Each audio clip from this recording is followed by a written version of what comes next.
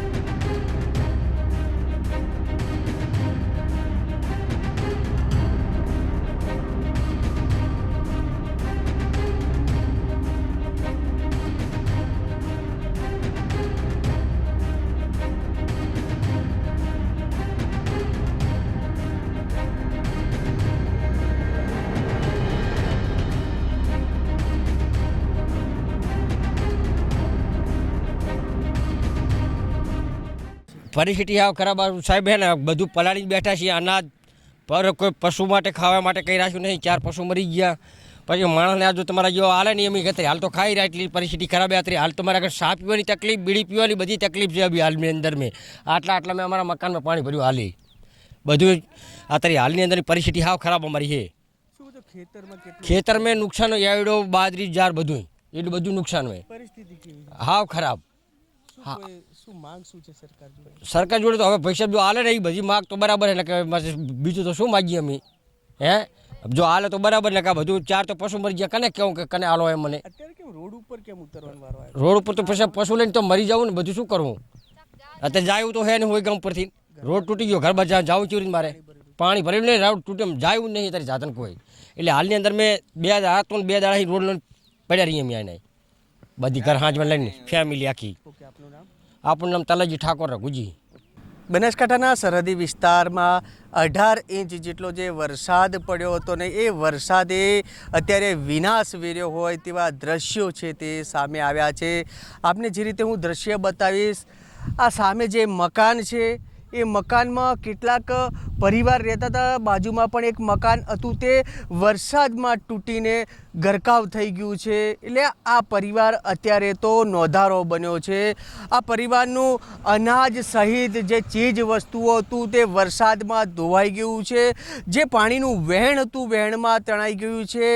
આ જે પરિવાર છે પરિવારના કેટલાક પશુઓ પણ પાણીના વહેણમાં તણાઈ ગયા છે એટલે આ પરિવાર ઉપર અત્યારે તો એક આભ ફાટી ગયું હોય તેવી પરિસ્થિતિ વર્તાઈ છે આ જે રીતે આપ દ્રશ્યો જોઈ શકો છો કંપાવી દે એવા જે આ દ્રશ્યો છે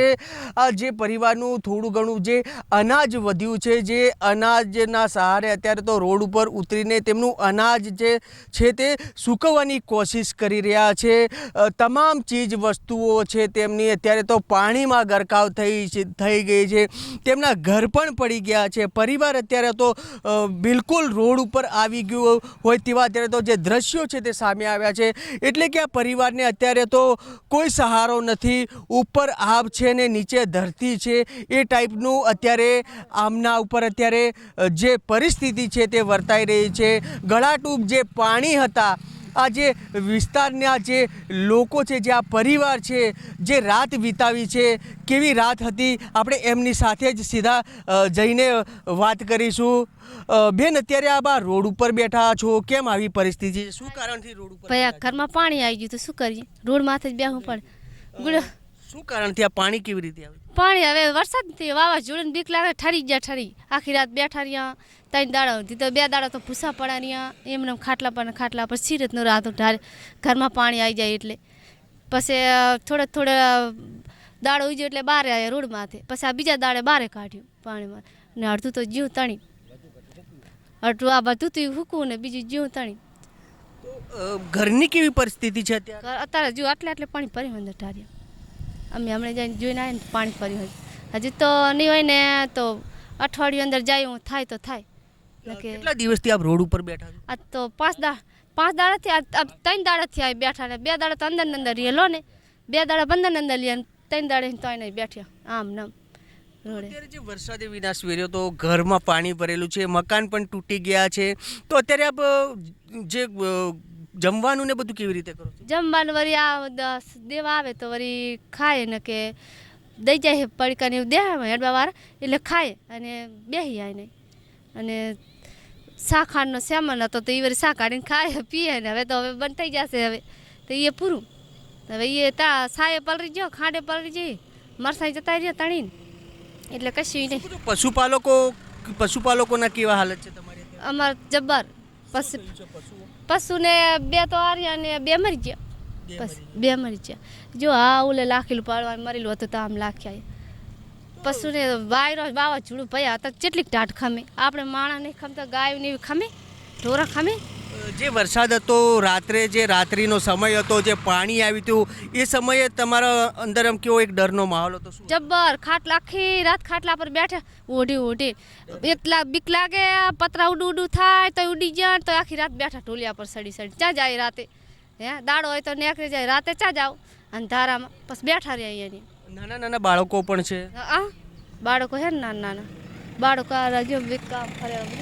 એ તો આમ ચવામ ઠરે તો બારે કાઢ્યો શું કરે આખી રાત લઈને બેઠ્યા. છોકરાને ચા મેકવા જાવ. ખેતીવાડી કરો છો, ખેડૂત પણ છો, ખેતરમાં કેટલું આ પાક કેટલો ધોવાયો છે? કેટલો જો આઈડા હે જાર બધું પાણી પડ્યું, બાજરી બધું પાણી. ચોક્કસ. તો જે યાર એક પરિવાર છે, પરિવાર ઉપર જાણે અત્યારે તો કુદરત રૂઠ્યો હોય, હાફ ફાટી પડ્યું હોય તેવા જે દ્રશ્યો છે આપ જે કેમેરામાં કેદ થયા છે આપ જોઈ શકો છો. અત્યારે તો આ પરિવાર છે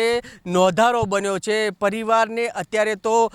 તંત્રની જરૂર છે, સરકારની જરૂર છે. સરકાર જો આ પરિવારના જે નુકસાન થયું છે તેમને